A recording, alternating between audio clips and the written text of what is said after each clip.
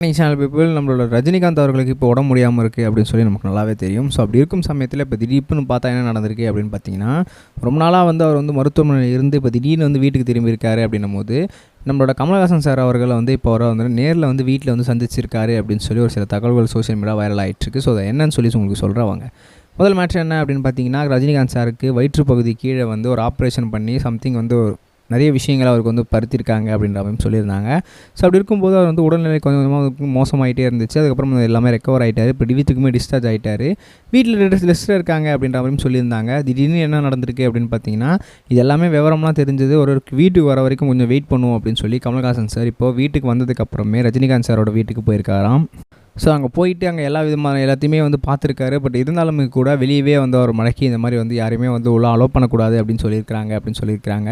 டக்குன்னு ரஜினிகாந்த் சாரோட மனைவியான லதா மேடம் வந்து வெளியே வந்து ரஜினிகாந்த் சாரை வந்து சொல்லியிருக்காரு, இந்த மாதிரி வந்து அவர் யாரையுமே வந்து பார்க்க வேண்டாம்னு சொல்லி. ஏன்னா வந்து அவர் வந்து தூங்கிட்டு இருக்காராம், அவரால் வந்து சுத்தமாக டிஸ்டர்ப் பண்ண வேணாம் அப்படின்னு சொல்லியிருக்காரு. மற்றபடி வேறு ஒன்றும் கிடையாது. நீங்கள் வந்து கொஞ்சம் வந்து எங்ககிட்டயே எல்லாத்தையுமே வந்து விவரம் விசாரிச்சுக்கோங்க அப்படின்னு சொல்லி அவங்கள பற்றி எல்லா விவரத்தையுமே வந்து லதா மேடமே கொடுத்துருக்காங்க. ஸோ அப்படி கமலஹாசன் சார் எல்லாத்தையும் விவரத்தை விசாரித்து எல்லாத்தையுமே லதா மேடமே கொடுத்து இப்போ எதுவுமே இல்லை, அவங்க வந்து ஜென்ரலாக நல்லா தான் இருந்துகிட்ருக்காரு, இப்போ எந்த பிரச்சனையும் கிடையாது. அவருக்கு சின்ன அப்பப்போ வந்து வயிற்று வலி மட்டும் வருது. அது வந்து அவருக்கு கொஞ்சம் பிரச்சனை இருக்குது. ஆப்ரேஷன் பண்ணதுனால அந்த தைலோட வயல்கள் மட்டுமா இருக்குது தவிர மற்றபடி வேறு எதுவும் இல்லை. இப்போ கம்ப்ளீட்டாக ஆல்ரைட்டில் தான் இருக்கார். பட் பெட் ரெஸ்ட்டில் தான் இருக்கணும், எந்த ஸ்ட்ரெஸ்ஸும் இருக்கக்கூடாது, யார்கிட்டையும் பேசக்கூடாதுன்னு சொல்லியிருக்காங்க. ஸோ அதனால தான் வந்து உங்களை அலோவ் பண்ணல. கண்டிப்பாக வந்து 1 or 2 வீக்ஸில் வந்து ரெக்கவர் ஆகிடுவார். நான் திரும்ப உங்களை கண்டிப்பாக வந்து உங்கள் வீட்லேயே நேரில் வந்து பார்க்க சொல்கிறேன் அப்படின்னு சொல்லி லதா மேடம் ரஜினிகாந்த் சார் பற்றி நம்ம கமலஹாசன் சார்கிட்ட சொல்லி அமைச்சிருக்காராம். அதுக்கப்புறம் கமலஹாசன் சார் கொஞ்சம் பார்த்துக்கோங்க, எதுனாலும் உடனே எங்களுக்கு கால் பண்ணுங்கள், நான் உடனே வந்து சேர்றோம், ஸோ உங்களுக்கு எந்த பிரச்சனையுமே இருக்காது அப்படின்னு சொல்லி அவருக்கு அஷ்யூரிட்டி கொடுத்துருக்காரு. ஸோ இந்த விஷயம் சோஷியல் செம்ம வைரல் ஆகிட்டுருக்கு. கிட்டத்தட்ட வந்து இப்படி ஒரு விஷயம் நடந்த உடனே பதறி போய் போனதுக்கே கமலஹாசன் சார் நிறைய பேர் பாராட்டிட்டு இருக்காங்க அப்படின்னு தான் சொல்லணும்.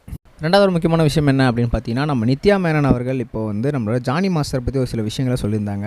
ஜானி மாஸ்டர் எந்த தான் வந்து கொஞ்சம் திறமைசாலியாக இருந்தாலும் நிறைய விமர்சனத்துக்கு ஆளாக்கப்பட்டிருக்காரு. பட் இருந்தாலும் கூட சமீபத்தில் வந்து ஒரு பாலியல் விஷயத்தில் வந்து அவர் வந்து மாட்டிக்கிட்டார், ஒரு பெண் விஷயத்தில் அப்படின்னு சொல்லியிருந்தாங்க.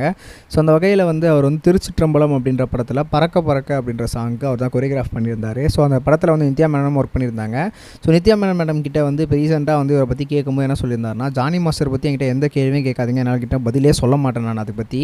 ஆனால் வந்து அந்த பாடல் வந்து சிறப்பான ஒரு பாடல், சிறப்பான நடனம் இருந்துச்சு, அதுக்கு தேசிய விருதும் கொடுக்கப்பட்டுச்சு. இப்போ திரும்ப வாங்கினதில் எங்களுக்கு கொஞ்சம் அது லைட்டாக வந்து கொஞ்சம் கஷ்டப்பங்க இருக்குது தான் செய்யுது அப்படின்ற மாதிரியும் சொல்லியிருந்தாங்க. பட் இருந்தாலும் கூட நான் மறுபடியும் தனுஷ் சார் கூட சேர்ந்து ஒர்க் பண்ண போகிறேன், அந்த படத்தோட பேர் இட்லி கடை அப்படின்ற மாதிரி அவங்க வந்து அனௌன்ஸ்மெண்ட் பண்ணியிருக்காங்க. ஸோ இந்த விஷயம் சோஷியல் மீடியா செம்ம வைரலாக போயிட்டுருக்கு. ஸோ ஜானி மாஸ்டர் பற்றி உங்களோட ஒப்பீனியன் என்னன்னு சொல்லி மறக்காம கமெண்ட்ஸ் சொல்லுங்கள். நான் நெக்ஸ்ட் சொல்கிறேன் கைஸ், பை. இது வரைக்கும் கனெக்டிங் டிவிக்கு சப்ஸ்கிரைப் பண்ணனா மறக்காமல் சப்ஸ்கிரைப் பண்ணிக்கங்க. உடனடி அப்டேட்ஸ் பெறுவதற்கு நோட்டிஃபிகேஷன் பெல்லையும் கிளிக் பண்ணிக்கங்க.